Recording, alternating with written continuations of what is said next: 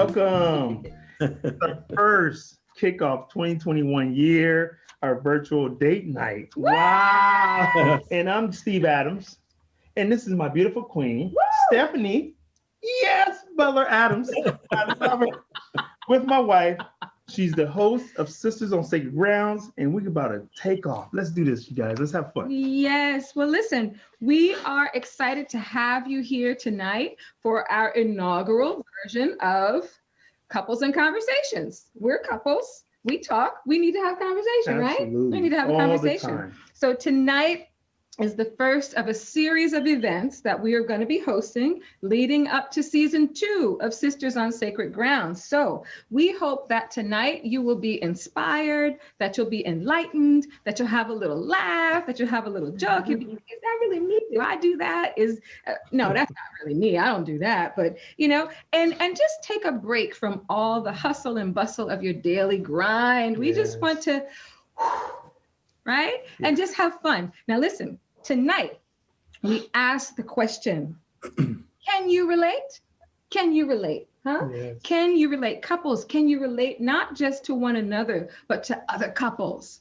And how do we understand each other's perspective as married couples, as couples to be? I know I got some single folks out there watching tonight. Yes. So we just hope that something that we say or something silly that we do gives you some inspiration to say, you know what? That married life is all right. Right. All right. So, honey, you ready to get into it? I'm excited. Let's do it. We have some phenomenal couples. I'm so excited about the couples. I mean, all of them have like so much going on in their own lives, but let's meet our guests. Honey, can you introduce our special couple number 1? Absolutely. You know, I have the honor and the privilege to say we worked for many, many years now. And once you get into a decade and you're working together with, you know, friendship, relationship, and then it's like we have family meetings, we had, you know, husband and wife couple gatherings together. So let me just kick it off. So just so you know, it's not like this is our first time. So this couple here, Pastor Kevin and Dr. Naima Lett. Wow. Hey, y'all. Yes. They both are from the background of acting, producing, and the technology of producing music and actress. Let's keep going. And they've been married for 20 years. 20. Wow. Guys, come on. You guys look 14, 15. You guys look like you guys over 22 years old. Thank you, Steve. Right. Yes. Welcome to the Letts. And then Thank you. So glad to be here. Yes, absolutely. Next we have Pastor Elton and First Lady Charlay. It's not Charlie, y'all. It's Charlay. All right. Charlay Johnson. They are the pastors of Metropolitan Baptist Church in the city of Los Angeles.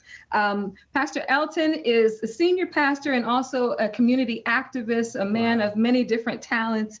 And Lady Charlay, First Lady Charlay, met her on the dance floor, not the club dance floor, but the dance floor in the studio. But she is a new author.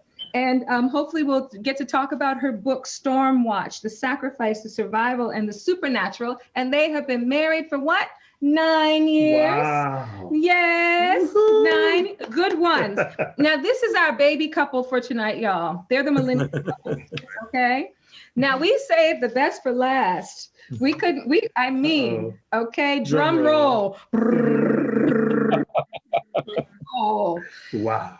The one, the only, all the way from Trinidad and Tobago and Jamaica, West Indies, and around the globe. It's amazing. The lady, Dr. Patricia Morgan, and the man, yes. Dr. Peter Morgan, my former bishop. I love you. You will always be my bishop, okay? Yes. You'll always be my bishop. Okay, Dr. Pat is an educational psychologist and a prophetic preacher and an author of many books. I could spend all night on their bio, but we don't have that kind of time. We just don't. Yes. And Dr. Peter Morgan is currently the Dean of Postgraduate Studies at Caribbean Nazarene College in Trinidad and Tobago. Wow. They mentored me. They mothered and fathered me. We are so honored to have you with us. And I know you're going to keep it real. They keep it real. And they married us. And they married Wow. Among many other folks in the building that day. Listen, they've been married for 54 years. Yeah. So you see, we have a nice mix of folks here tonight. And we just really pray that something, again, that we say or that one of them say will help us along the way. But otherwise, we're just going to have fun. Yes. All right? Yes. So let's dig into it. Let's do it. Let's do it. Topic number 1. Go ahead, Steve. Okay. What you got? Topic.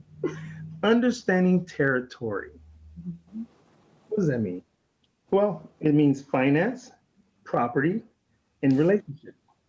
This question is, are they mine or yours or ours? It's been said that some of the biggest arguments come about over money, management, and finances in a marriage. That's what has been said, okay? In 60 seconds or less, I would like our middle of the road couple, our 20 years married couple, Kevin and Naima. I want you in 60 seconds or less to share with us how you successfully manage your household finances and how long it took you to get there. So this is actually a pretty easy question for us because we've known each other since we were 18 at Howard University. Don't tell all that. Don't tell all that.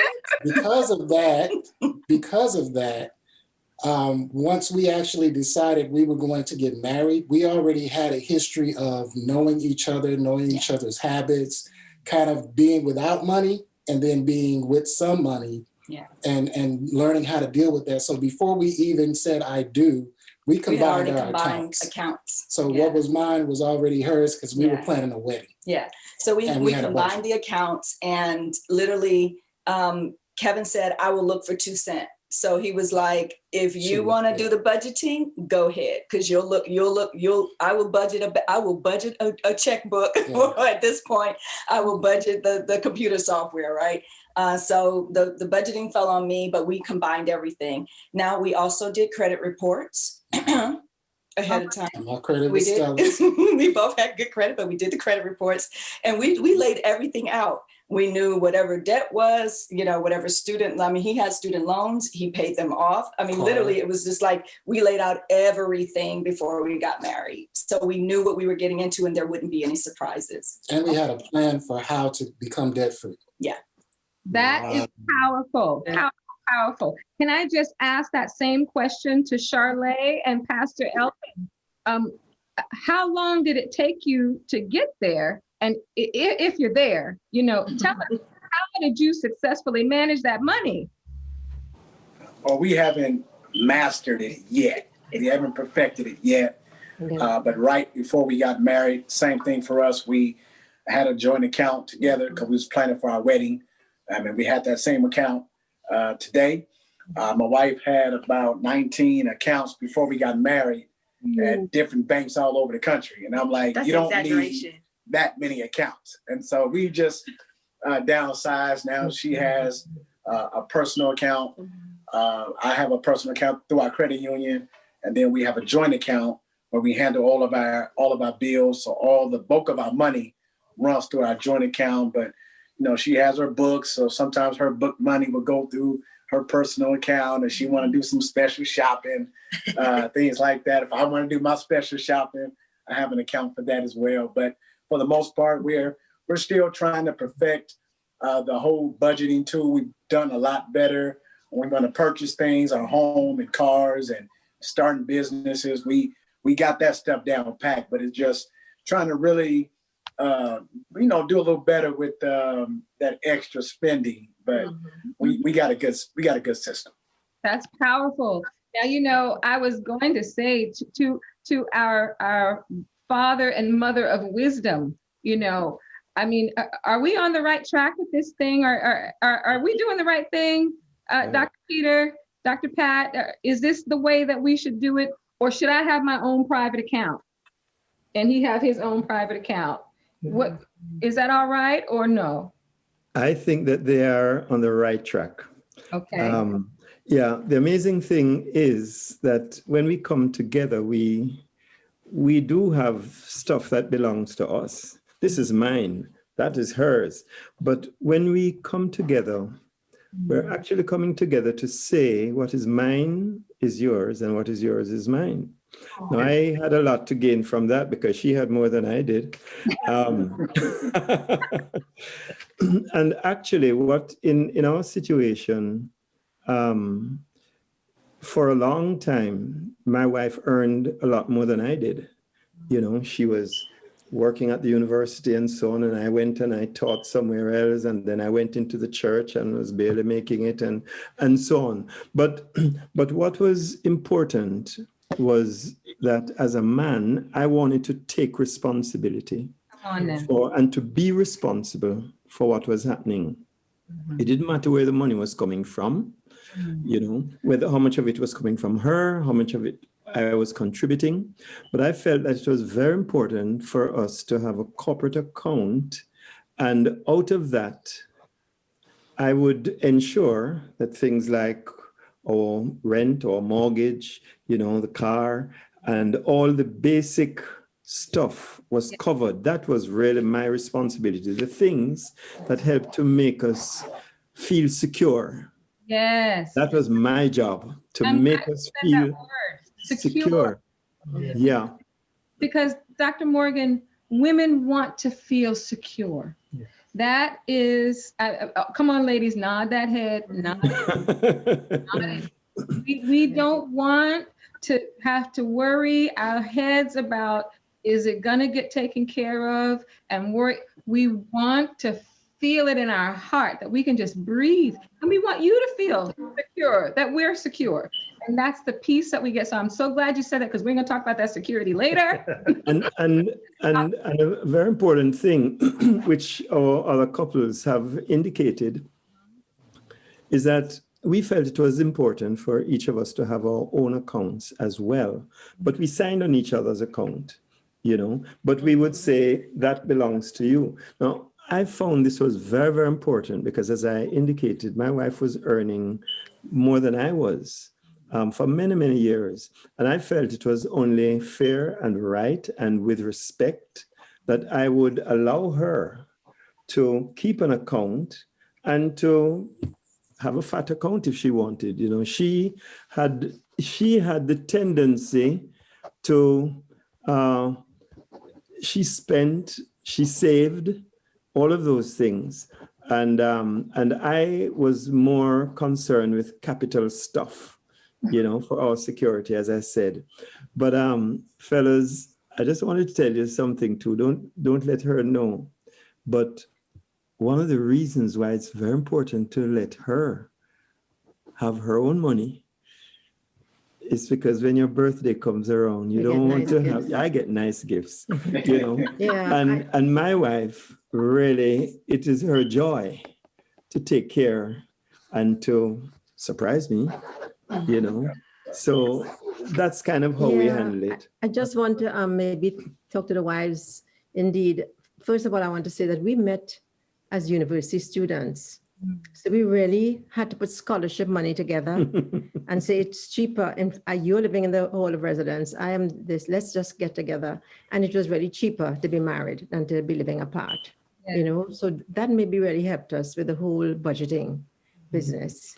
And I wanted also to say that the wives have a way of, we know how to make the money stretch. We know how to save. We know how to I don't want to use the word scheme, but we know how to kind of figure out when we want to go on a holiday, how much it will cost. Yeah, we need to go on a holiday twice a year. And we're going to pay. And he can't say, but it's too much. I said, no, but I found a great deal at Iberostar in Jamaica, you know, so on. It's a deal, 65% discount. That's a wife's responsibility. So the wives, we want to tell all the women listening, you know, you don't have to fuss and say, my husband doesn't even think, he only works, because we are the ones to plan in that way, to save, to put money aside. We are good at that. And, you know, you give us a home, a house, you make a home of it. You give us this money to spend. We know how to stretch it and we know how to invest it. So we are good at saying, how about the will? We have the will together, putting things apart. the Bible says that he who finds a wife finds a good thing, and good really means profitable economically, and receives continued favor from the Lord. So you want to tell the men, when you found us, we wives, us wives, you found a good thing, meaning we are going to make you richer. It's good. You can invest in us, and you're going to notice all the favor, favor just happened to you because you married that lovely lady there. I just love these ladies, you know, and the women that we can't all see. But we have it all on our side, and we are prepared. I'm just tempted to say something, Stephanie. Oh, wait, hold on, wait. Listen. I told you didn't know who you had on the screen tonight. No, they didn't come to play no games. This is the apostle and the prophet in the house, okay? And when she says, I just feel like I need to say something, tune in. Put them braids back. A little tiny secret maybe, but you know. Tell us what you want to say. Yeah, we had to really approve of Stephanie's husband. You understand? She belonged to us in Jamaica. She's God's gift to the world in the whole spirit of praise and everything. And we are so happy, you know, that God really brought them together so many years ago. And if I haven't said it publicly, you know, you have the apple of God's eye there as your wife, and you have such a good husband. I'm saying this to say, she talked about women need to be secure. Stephanie can afford to say that. When Stephanie was leaving me in Jamaica to go to LA to be with this man, she said, Mommy, there's a black Mercedes-Benz waiting for me. She remembers this. I mean, what series it was, all I knew it was a really expensive car. And that was, he had that car waiting for her wherever she was going to in LA. Now I think I've never forgotten that. That's the kind of security we're talking about. If we are favored to make you wealthy, then we want those kind of presents, you know, because we do deserve it. So thank you, Dr. Pat. You know, that was so sweet. It worked. It obviously worked because look at them together now. I'm talking about a bend. You know what I'm saying? I know we don't want to be flashy and talking about we want things. But apart from the security we get and the shoulders that we have, it really, you do need to feel secure. So, absolutely. So listen, I tried, you know, sometimes you just can't stop them because it's so good, but that's a true story. And we are so blessed. I'm telling you, when the prophet and the apostle speak, I listen. So we got to go on to the next questions because we got to help some folks out there. I hope you all got a lot from what she just said. It is all true. Yes. It is all true. Okay. You got the next one, honey. Yes. Wow. I just want to hear more. He's flustered. More, yes. Good. Well, the next question. We all had lives before we got married. So how much do we share our personal? To you or to us? That's the question. So I think I would like to have Pastor Elton and Charlene answer that question. Can you talk to us about how much do you share of your previous life versus I think it is very important in the dating aspect to ask as many questions as necessary so you know what you're getting yourself into. And if whoever you're dating, whatever questions they ask, I think you should have to answer them. It's very important for what can cause damage to whatever empire we're trying to build. If there's anything that's going to come up later, I need to know. I need to know. I don't want to be, blindsided. We did share a lot of personal information about our past. I did not freely give up any information, ladies. I did not give up anything freely, but if he did ask, then, I shared whatever he wanted to know. And I'm talking everything from, we've already talked about the financials, but, credit checks, prison time, how many partners you've been with. I need to know all of that because that's going to tell me a lot about who I'm dating. I just think it's very important for you to share in those conversations prior to walking down the aisle so that you're not blindsided later, because it can definitely, come back to haunt you in a different way. And by then you might not even be able to tell your side of the story. Well, on that same note, then, let me ask Pastor Naima and Kevin, in the territory arena, we all have friends, right? So one of the things that we had to ask each other is, do your friends now become my friends and my friends become your friends? Do we have the same friends? Or, what are we going to do with all these friends that you have and I have when we come together?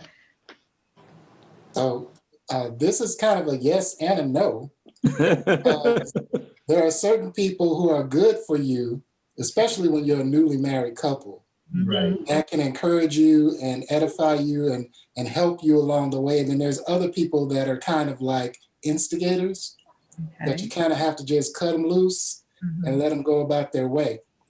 We had to work through that before we got married, because there were some hangers on. There were some people that were instigating. Can we talk about the ones where the date? Listen, I got a story. I got a story. Don't let this. You ready? Do this quick. Steph, can I tell it? Can I tell a story? It's a quick story. So we went to Howard, right? We went to Howard University, and there was. Ladies, we know. Be nice. I am being nice. There was a young lady who, she was both of our friends at Howard, but she took a particular interest once we got married in asking my husband for Bible study, asking him like all kinds of theological questions. Now, I'm in seminary, but she needed to ask him. And finally, he went back to DC at one point and visited. She got him a personalized Bible with stuff. He brought it home. Like, call her. And mind you, and I'm not, like I'm not that chick. I really do. But we really had to discuss some boundaries, right? Like we had to have some conversation around. No. I had him call her. I was on the phone too, but it was like, listen, some of your friends can't come. They can't make it over. Like if if your friends can't respect what we got going on, they got to go. So that's the yes. Wisdom, Pastor, Dr. Pat, do you agree? Yes or no? Yeah, well, I'll change it a little bit from my way of thinking. When I met Peter so many years ago, I found that he was so different. He really didn't ask me a lot about my past, he didn't really care, he really. So there's that aspect too. Apart from having to, you should tell everything about prison time and whatever, that's important. But we were so much in love, and we just used to talk to each other, and our hearts got knit together. So in a sense, it didn't really matter, the past. So that has been good for us. Peter, what do you say about that? Well, perhaps I should confess some things here, because she doesn't really know that I was concerned. Do you recall the summer before we actually got engaged, that we made a decision? I made a decision. We were both in Jamaica at the university. She's from Trinidad. And I said to her, I think it's very important that you go to Trinidad and spend the summer in Trinidad. I thought that was a very good idea for us to split during that summer. Settle any matter that you have down there before you come back. Wow. So that we can really know whether we're for each other or not. And I remember taking that decision. But the point is this: she didn't have to come back and say, I had 6 guys who, wanted to marry me one day and blah, blah, and this one won't let. No, I had to trust her, because she said she loved me, And one of the things that I would say undergirds in the answer for this question is that we must remember that when Adam saw Eve, when the man saw the woman, he says, wow. And he became very poetic. Do you know the first words that a man said in the Bible? He was very poetic. He says, "This is bone of my bones and flesh of my flesh. You know, she shall be called a man with a womb." You know, and then it says, "For this cause a man will leave." Now it says leave father and mother, but you know, it really means leave your past. Yeah. You have to deal and settle all the matters.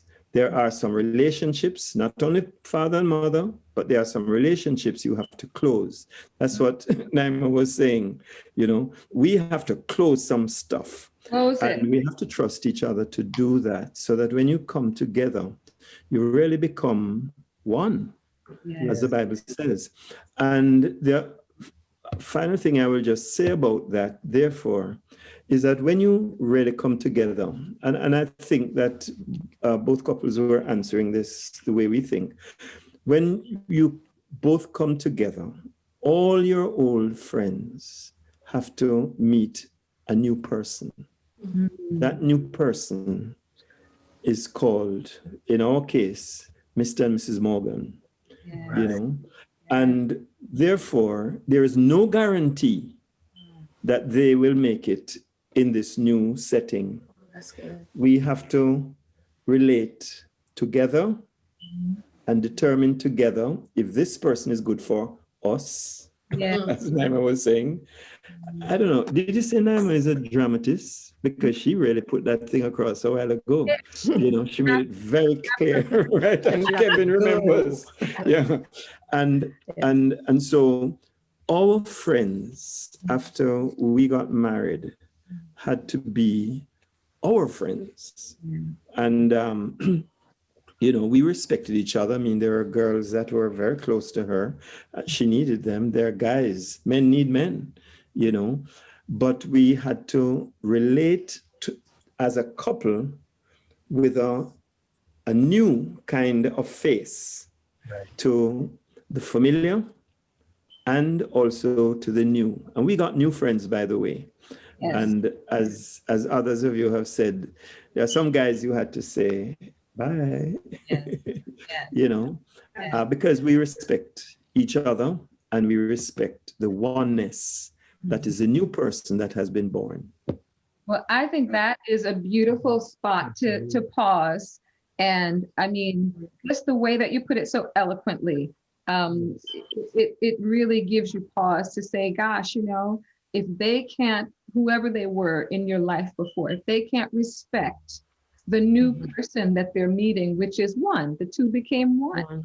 So it makes so much sense when you put it that way. So a lot of folks have troubles with that. A lot of folks have, you know, female friends that maybe your husband had, and now, you know, you've got a wife, and where does she go? You know, but it's all about the respect, which brings me to my Pastor Elton and Charlene. Are y'all laughing? Are you smiling? We are. Oh yeah.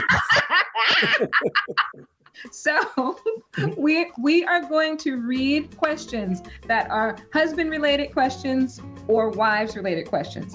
And you're going to write the answer that you think your spouse will say. Okay? So for example, let's just do a fake me out one. Okay? I'm going to ask the question, husbands, what would you say is your wife's favorite color? Okay? And you both are going to write on your paper what you think the answer is. Now, your wife is going to know the answer, right? She's not going to show you, okay? And then when we get to the time that we want to see all the answers, we'll ask each couple, okay, reveal your answer, and you'll hold it up, right? And we'll see who gets the most points. Winner wins a trip to California. That means that you two don't get anything, but the bishop and Dr. Patty, you guys get to come together. All right. Okay. So, does everybody understand? Everybody? Yeah. Okay. Let's play. So we'll take turns. Okay. Okay. All right. Husbands, if your wife could get rid of one of your possessions, what would she want to get rid of? Now, let me clarify. I didn't say get rid of one of your friends. I didn't say get rid of one of your possessions. Yeah. Okay. Everybody got their answer? Mm-hmm. Okay. So now, if my folks on the back side, if you can highlight the folks that we call out so that we can see. All right. Kevin and Naima. We both have question marks. 'Cause there's nothing like if it needs to go, it's gone. It doesn't stay. It's gone. Bye bye. It's gone. Well, We moved a lot. That's a great answer. Great answer. Okay. Yeah. Well, great. Good for you. Yes. All right. Couple number 2, Dr. Pat and Dr. Peter. What's your answer? Books and a computer. No, that he said books, Dr. Pat. Books. I said I would get rid of his computer. I Because know. he spends all of his time by the computer. I know he needs it to make a living and study and all that, but I Yes. would get rid of the computer. My Okay. computer is my books. Right. That's You true. would get rid of- That is true. No. But I see. It's what you would say. Mhm. Right. Right. I would get rid of this. Right. I'm good. Yeah. You got You're both good. Oh, you thought I would say books. Well, it's the same thing, right? Yeah, books on computer, because all of his material is on the, in his what he's reading or what he's writing. Yes. That's my library. I feel you. All Good. right. Pastor Elton and Charlay. Oh my, That's nice. that is true though, but Can you read it says each other?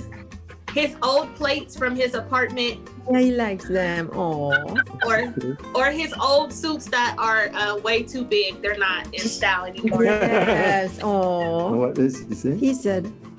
And my what- extra car. My extra. His extra card. Oh, absolutely. That was a good That's one. good. So the key thing is now you guys, you take notes, okay? So you're taking mental notes to say, Right. things. But Kevin and Naima, you're good to go. So let's continue. Yeah. All right. You've got this one, Hank. Okay. This is for wives. If your husband was planning a second honeymoon for you, where would he take you?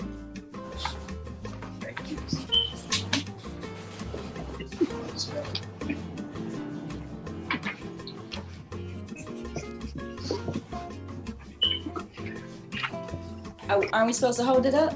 They gotta ask. Hold I'm on. sorry. I'm giving them a second. Does everybody have their answer?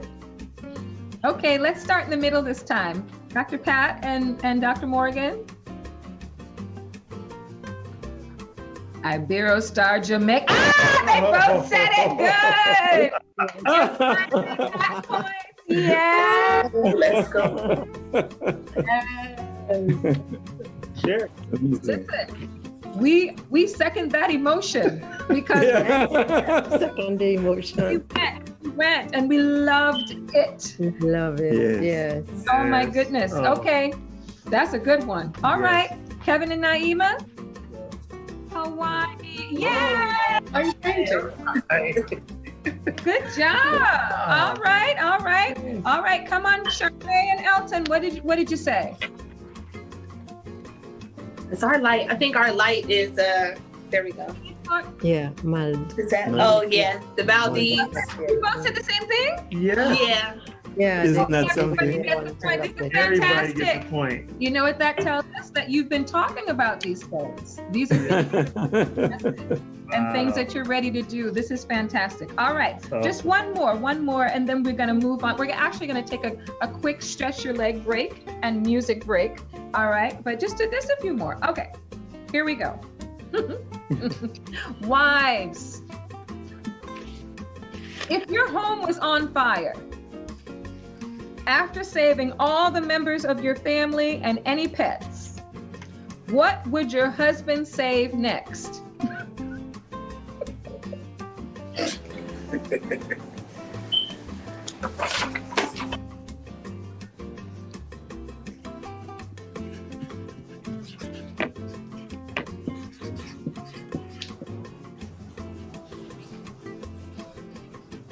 you say? All right, you got it? After you save all of us, what would you save next? If the house was on fire. Naima, what would he save? His music equipment and computer. Exactly what Good job, Yeah. Lex. All right. Morgan. Most expensive stuff we have. So Don't ask me how he gonna pull this stuff out the house, but he would sure enough try. He would try. He would try. That's excellent. So 2 for you. All right. Dr. Pat, Dr. Peter. Books and Bible, important papers. I'm going to count that as equivalent. Yeah. He said Yeah, only important papers. What Well, you say? after the conversation you just had about the computer, she's tuned in now. Okay. Yes, yes, I must remember that. And Pastor Elton, Charlotte, what did you think he would pull first after he got you out? On my TV. The iPad.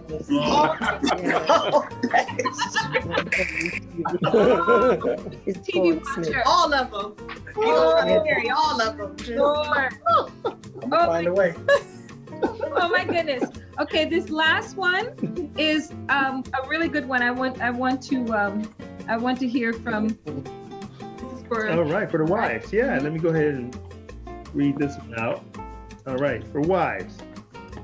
If your husband could hang out with a famous person, who would it be? Dead or alive. Alive or dead. Can it be? Doesn't matter if they're alive or dead. Let's make him alive. Let's make that person or her alive. There goes Kobe. So you're all gonna say Jesus or Paul or somebody like that. Great question. Great question. Who do you want to hang out with? Male or female? Yeah, That's up to you. You don't have it. Okay, you got it? Yes. All right. Right. Jonathan, let's see your answer. Charlotte, who do you think you want to hang out with? TD Jakes. Wow. That's right. Yes. Yeah. Good job. Okay. All right. All right. Right. All right. Morgans, who would you want to hang out with? And me. She said me. She said his sons. Yeah. How beautiful. Your sons. Yeah. Right. That is beautiful. I mean, she is a famous person. She's all right. Make sure that audience, as we're doing these, be thinking about this with your couple, with your spouse. Play along with us. All right.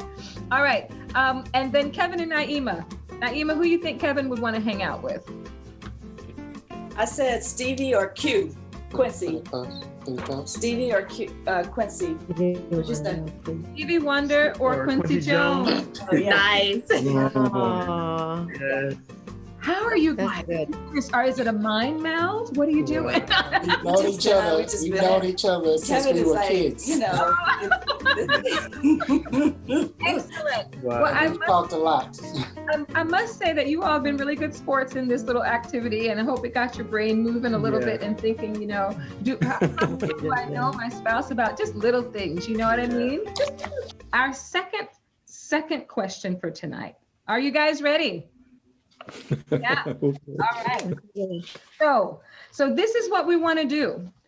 We're going to be very pointed with the couples that we engage with for the specific question that we want to ask, okay, regarding this topic. And in the chat, those of you who are watching, we want you to engage with us. Yes. So if you have any comments, any questions, if you agree, disagree with what you're hearing, make sure that you type it in the chat because we want to hear from you. That helps us to know what kind of content you would like for couples to talk about. All right?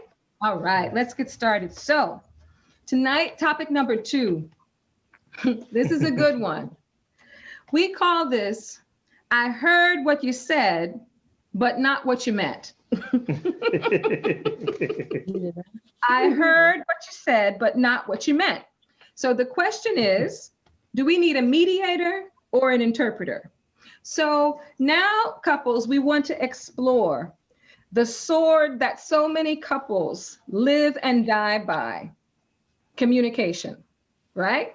Communication is key in every relationship. So we want to talk about the different styles of communication in your relationship and how to recognize when there is a disconnect.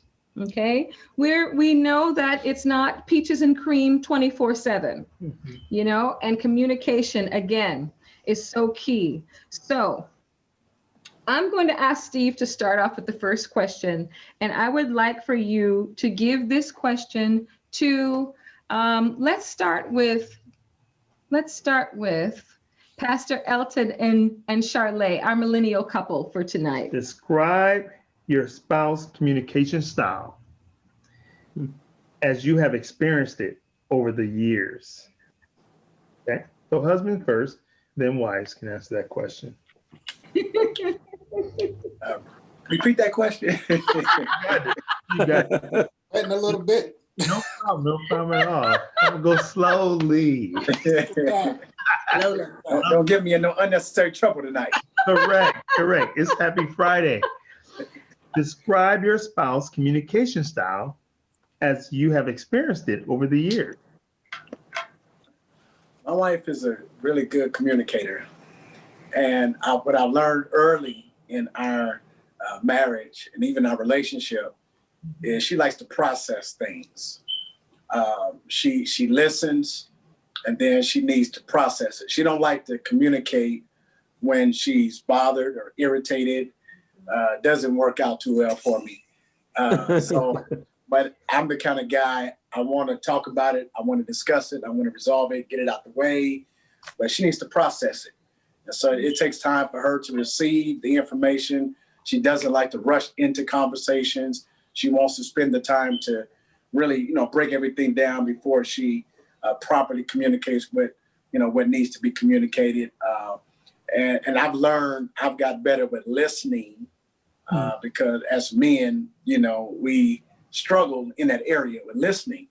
But it's taught me through her communication skills to just learn to listen, and things will be much, much more smoother. Right. Great. That's good. All right, let's go to Pastor Kevin.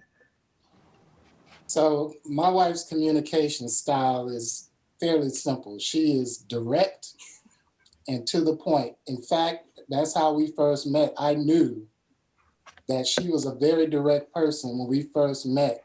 And when we decided to get married, her communication is, this is what it is, yes or no. There's no in between. It's yes or no. And she's going to wear it right here. Yeah. You're going to see it. Whatever it is right here. So there's no guessing, no secrets. If there's a problem, we know it. We just have to discuss it. Oh, wow. And we might not discuss it right away. We might go to our corners. But we both know there's a problem. It's going to be discussed. All right. That's great. Yeah. Dr. Morgan. You want me to tell the truth, right? Yeah. Oh, My wife is very spontaneous. She talks her mind. Whatever affects her, impacts her, she says it. She expresses herself, and she really demands a response. She expects a response, but she does share. She shares a lot. She shares her heart. She's very transparent, and she just shares her heart. She talks. My wife is a talker, and she expresses herself immediately. beautiful. I have learned That's beautiful. Great. We're gonna go to part 2 questions. There's a part 2 to that. We're gonna keep that and note tape, Yes. and all the brothers and men out there, just pay Love it. attention. So Love part 2, question part 2. How has it evolved since the beginning to now? Mhm. Let's go back to One more Pastor. time. Let's go to Pastor L. Things have gotten a lot, better as 9 years in. I've learned that body language is you can communicate through body language. Mhm. So I can tell when I come into the house that something is not right. I can tell the way she's responding to me. If I ask her a question or just trying to get close to her, I can just tell that something is not right. We need to talk about something. And so now it's easier communicating because now I know when to leave her alone. She knows when to give me a break, let me go downstairs and be to myself. We've learned each other a lot now. So it's much easier. But most of it is just the energy. Learning the energy of your spouse, it helps you to understand how to communicate better with them. Ask them, are they okay? Did I do something wrong? Was it the kids? Was it me? Right. You got to try to figure out what's going on, but you can always tell through the energy, the body language, as all over their face. You can sense something is not right, and then you got to know the right time to communicate. Wow, great answer. And that sounds like a first 10 years of growth and development. Great.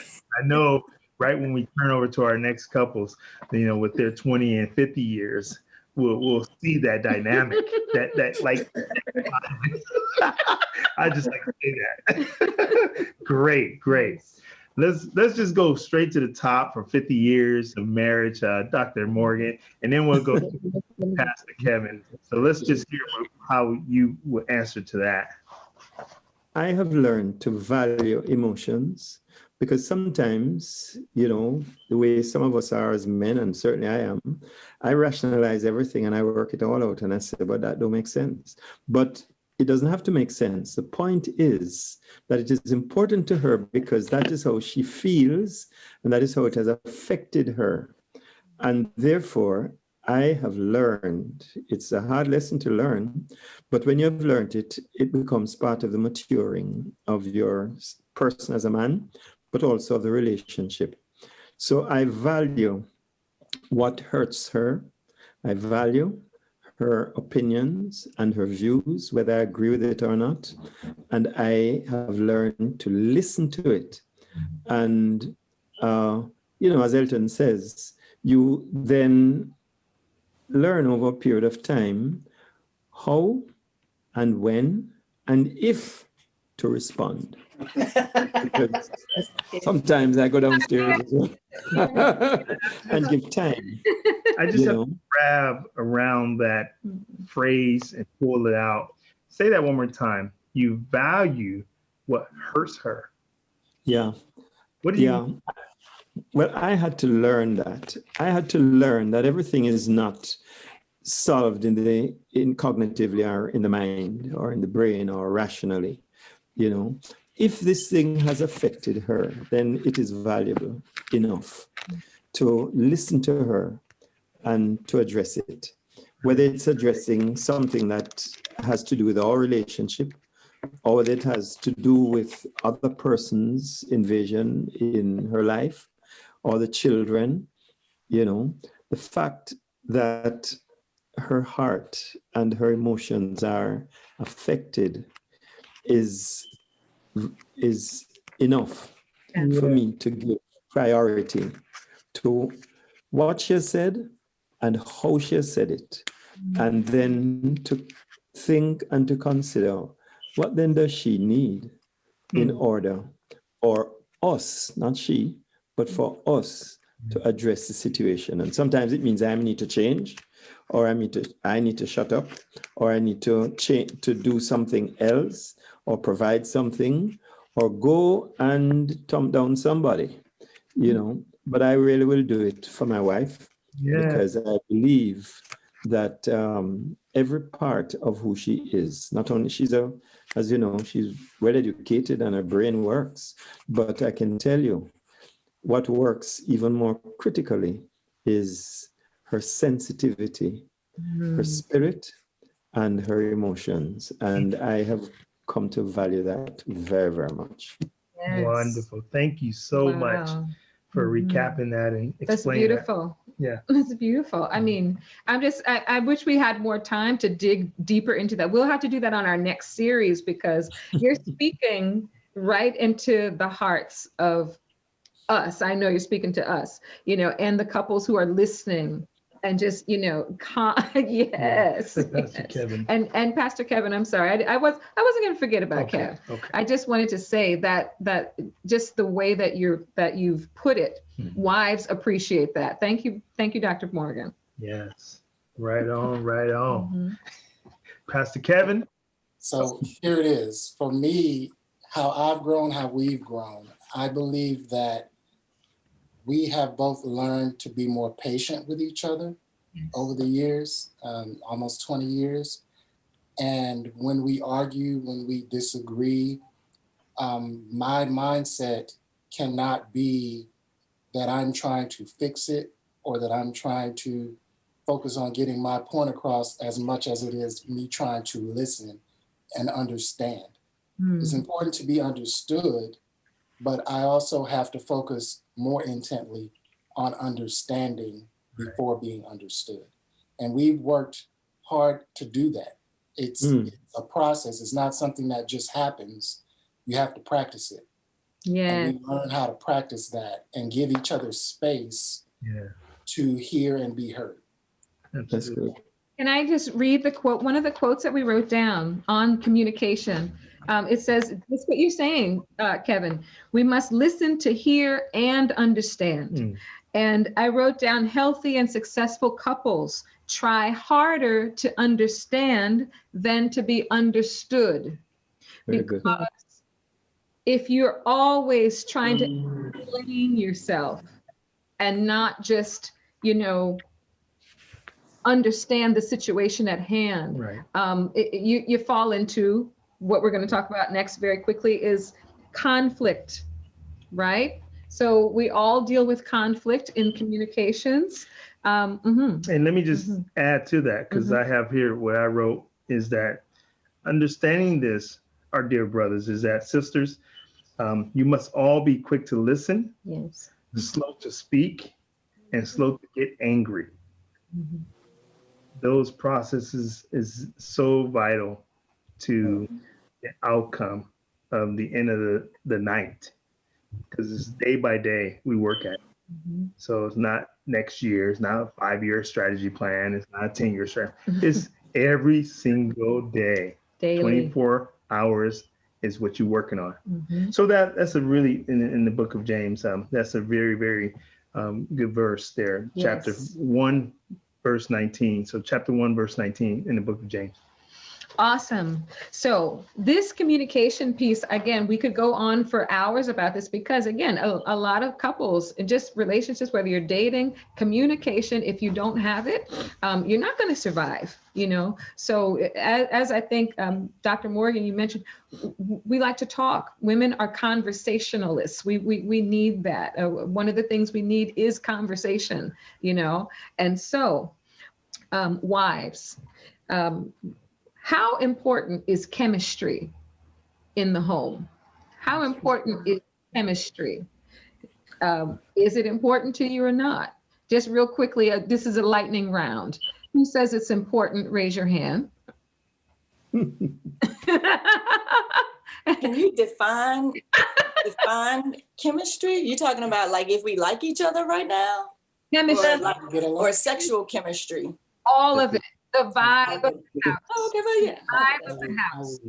How important is how you mesh. When you were dating, there was chemistry when you met. That's why you married the person. I'm assuming there was some chemistry, right? So when conflict arises, does that chemistry go out the door? Or is it still there? Dr. Pat. Wow. I was wondering what is the relationship between actually the conflict and the rising of chemistry. You know, maybe in the middle of conflict, you know, how do you really communicate with each other? You know, I would say that after all these years of our relating together, chemistry has stayed very key, very, very important. You know, at our age, chemistry is always important. We have got to place it in a pivotal place and understand each other. And this is how my chemistry and your chemistry works. And we always have to be stirring up, you know, energy between us and doing things and be willing to say things and touch each other and whatever it takes, you know, and know each other enough so that you keep the home fires burning. You know, so I and it is something that has to be cultivated. You have to know each other. You have to know exactly where to touch and when and what to say and what kind of move to make. You know, it gets better. I just want to encourage you. 20-year marriage and 9-10 that it is going to get better. It's going to get gooder. You know, every time, and it's really very important. It could be, of course, different. He's from Jamaica. I'm from Trinidad. I'm Carnival Spirit Jamaica. You know, he's meditative and contemplative, and I am not that way. So, you know, you have to mesh and you have to know when that is meditation time and when the pastors, you know, they're preparing. It's just, you know, so we have to get to know each other and to know who we are. And he has to understand how I am. And it's really beautiful. Early in our marriage, somebody said that prophesied over us and said, he's the salt and I'm the pepper. You know, and what does it mean? But that's true. It says stay that way. You know, so you have to know yourself and you have to know, and, you know, just you have to know when to raise the chemistry level and what does it, you know, and it really is an exciting thing. I like that question. Well, at my wedding reception, here's some tips. Just when the ladies are alone, we'll tip each other. I'll give them some good tips. No, I'm getting ready to give them one that you gave me. Okay. All right. Secrets, like you gave a secret earlier. Okay. At our wedding reception, before we left for the honeymoon, Dr. Pat comes and whispers in my ear. She says, "Come, I want to tell you something." She says, "Remember, you must have a lot of sex. Have lots of sex." And I said, "Okay." Well, all right. Yeah, I said, be ready every time. Do not say no. You just be prepared. Here she comes. She's coming. I'm telling you. She says there are some questions that I'm going to read out to you guys, okay? Because boy, oh boy, we're getting we're getting a handful tonight. I didn't know I was going to be so blessed, but I should have known, but I didn't know. But here we are. So here are some questions. One of the persons asked, because we were talking about finances. Yeah. Would having bad credit and bad spending be a deal breaker before you got married? Okay. Who would like to answer that? Charlene? Yeah. I can speak on personal experience. So when we met, I actually had good credit and his credit was tore up. It was not a deal breaker for me because he did show me how he was financially responsible in other ways. And a lot of times with credit, we can just be uneducated on how to handle credit, especially in the early years of, you know, like your late teens and your early 20s. Oftentimes people are not properly educated on credit. So I wouldn't make that a deal breaker. Now, you know, if they're older and, you know, just mismanaging money, then that is a different thing that you want to visit. But when we started out, I had the good credit, he had the bad credit. We worked together. We developed a plan and a strategy to build his credit. I did have to add him on some of my accounts to build him up. Now, Well, there was a season where it flip-flopped, you know, then he had the good credit and my credit was shot. Now we both are credit repair specialists. And so we're building together. But it's one of those things like she talked about, you know, we learned our strengths and our weaknesses and we make it work. But I would just be careful to call it a deal breaker. Find out the root of it, and then go from there on, you know, whether you want to break the deal or not. But it definitely can be something that can be worked out with strategies and with, you know, good planning for the future. And you definitely have to discuss that prior to getting married, because when you marry, and we learned this, when you marry that person, you marry in their debt as well. Absolutely. And so any medical issue, bills, and all of that stuff is going to fall on your spouse as well. If there's any child support, anything that's going on negative is going to affect both. And so my credit wasn't that great. She added me onto her cars. My credit got better. And then I mastered credit now. And we learned the system. And now we helping hundreds and hundreds of other people as credit agents to fix their credit, because it's a very, very important part to your marriage and your relationship, because it gives you such a great advantage. So work together. As my wife said, if you work together, it's going to be much better. Awesome. Thank you, guys. Thank you. Another question regarding having your friends' acceptance. This sounds like somebody who may be dating someone who their friends don't like. Was it important that you had your friends' acceptance of your spouse when you married them? Evan, Naima, was that important? I know y'all were young, but was it important? I was trying to hold out for that other question. She has a really particular question. It was another question on the chat. I was like, I want to answer that one, but in the sense of friendships, no, it doesn't matter. It wasn't that bad. Because we're marrying each other. The other people, whether it's family or friends, we do listen. Like you want discernment, right? Right. Yeah. We hear. Yeah, but at the end of the day, we're the ones that have to live with the choice that we make. If we are good and we go to the Lord and we have asked for His help, that's what we rely on first and foremost. You know, and that we have wisdom from Him, because sometimes people can give you good advice that's not necessarily the best for you. But all of my friends love Kevin. Yeah. All of my friends absolutely love Isn't that a beautiful thing? It's a beautiful thing. All of my friends loved him. Yeah. Dr. Naima, answer the question that you wanted to answer in the chat. Go ahead. The person asked, Cynthia asked, what if a spouse's life situation changes? And I'm assuming this was when we were talking about chemistry. And the first year of our marriage, Kevin survived cancer, stage 4. And we went through 6 months of chemotherapy. Literally, his chemistry changed. Like literally, his chemistry changed. I felt like a different person. And he was different, and everything changed. And in that situation, we had to change and adapt. And I mean, literally, this was like the earthquake that kept having aftershocks. And so we got a lot of help. We got a lot of therapy. We got a lot of counseling. We got a lot of help. We went through, different we got spiritual help. We got physical help. We got emotional help. Like we have gotten a lot of help.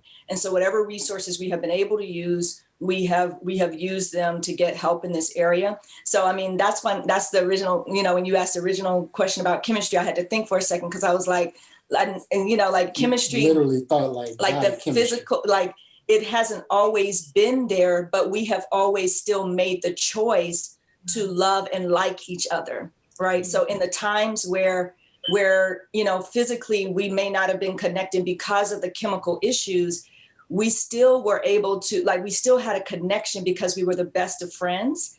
And we just, it's just one of those things where you power through it, but you just, I don't know, we just didn't take those things for granted, but we have gotten a lot of help. So I hope that helps. I hope that answers your question, Cynthia. It's not, the chemistry is not necessarily always there, but we work at our marriage, and we get help when we need it. Yes. We absolutely get help. Absolutely. That's powerful. One of the other questions that came through on WhatsApp, how do you handle toxic in-laws. Now, I don't know if we even have any toxic in-laws. Does anybody want to grab onto that? I have wonderful in-laws. No toxicity here. But does anyone need to speak to that? Can they speak to that? Maybe get some wisdom. So I don't want to call my in-laws toxic because they're not toxic, but we have had situations. I mean, we dated for 6 months before we got married. So I think our situation was more of a, like, who is she? Where does she come from? And vice versa. Both of our families, we're well loved in both of our families. So everybody kind of had an eyebrow raised, like, okay, who is he? Who is she? Where did they come from? On his end, he has 6 sisters. So you can imagine what I was up against when I came in. 6 sisters who love him, who he has taken care of and been a part of their lives. So I kind of had to prove myself. Over the years, it has gotten better. There wasn't, the toxicity wasn't because there was an issue or they had treated me bad or I treated, them bad. It was more so of a, we don't know her like that. So in handling toxic in-laws, though, what I will say is at the end of the day, it's not up to you as the spouse. It is the responsibility of the person who has the family that's acting shady. They are the ones that set the tone and set the precedence of this is my spouse and you are going to treat them a certain way.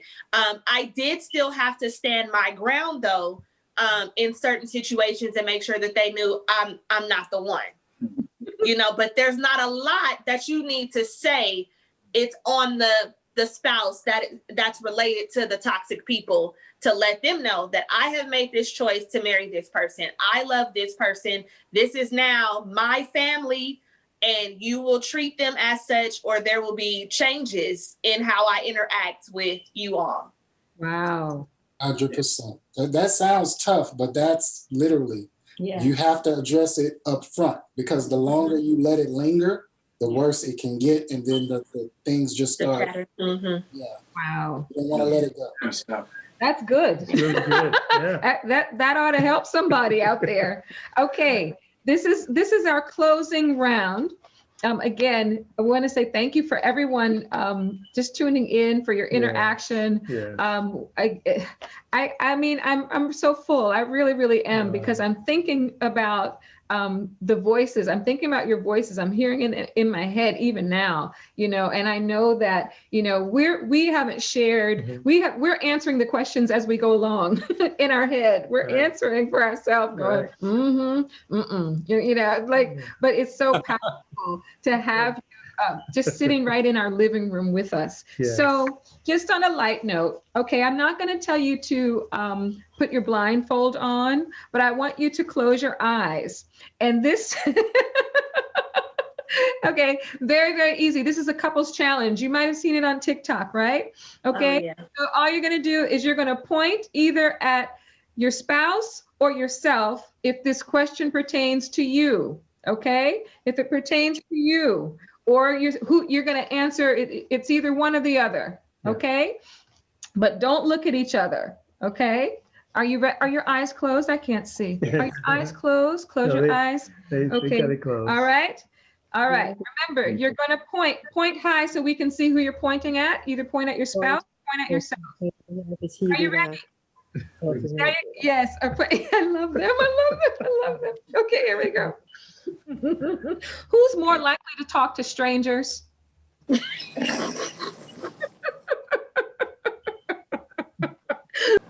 Who's the better dancer? Who's the better?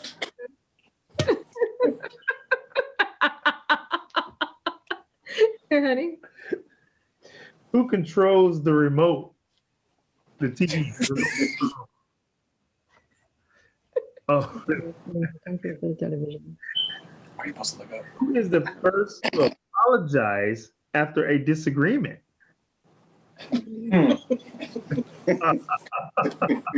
Neither. Uh-oh. Who takes longer to get dressed in the morning? Which one? Pre-COVID, who took longer to get dressed in the morning? Pre-COVID. And pre and post. Zoom outfits. Who is the romantic one? What? Who is the romantic one? Who's the most romantic? Who is the messy one? Higher. What? Do you say messy or domestic? Messy.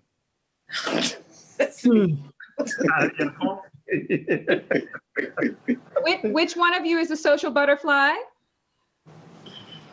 Well, it depends. Social butterfly. Yes. It depends. Who tells the best jokes? Who spends the most money? What? Spends the most money. Well, no. Okay. Which one is the biggest baby when they're sick? Wait. Are you pointing to the men? Everybody should be pointing to the men. All right. Last question. Who wants a big kiss right now?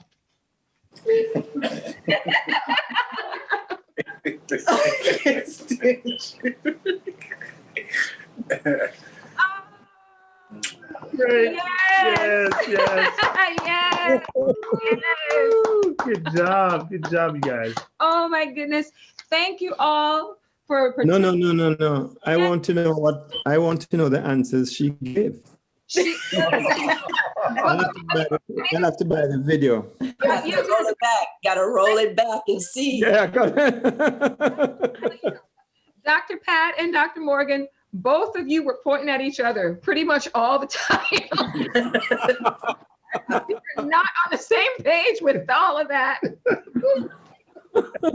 Video. It was hilarious. It was really funny. It was funny. Yeah. Thank you all for sharing your stories and sharing your wisdom and sharing your laughter. Wow. Wasn't it great, honey? It was wonderful. I mean, I just love the dynamics from the 10 to 20 to 50. Yes. Just that by itself is a powerful. For the audience, I know you learned so much. So if you thinking about getting married right now, or you have a significant other that you would like to get married to, look at the fun of building from 1 year to 50 years. I mean, it literally is fun if you listen and you listen. I think that's what we all got out of this. It works if you work it. If you works.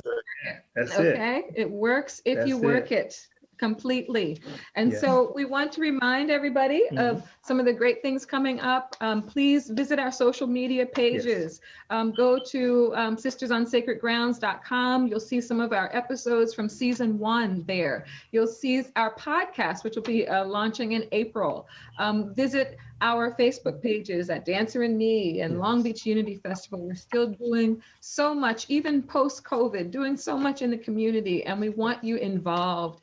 We will continue to have series like this on things that people send us and say, we'd like to talk about, couples. We need to have something for our single folks. We need to have something for our artistic folks. And I mean, I'm very serious. I mean, Dr. Pat and Bishop Morgan, you could have your own series because trust and believe. Did we enjoy them, you guys? Did we enjoy them? Yes. I mean, 54 years, we bow down to you, seriously. Wow. 54 years and still vibrant and still doing what you're doing. We love you so much.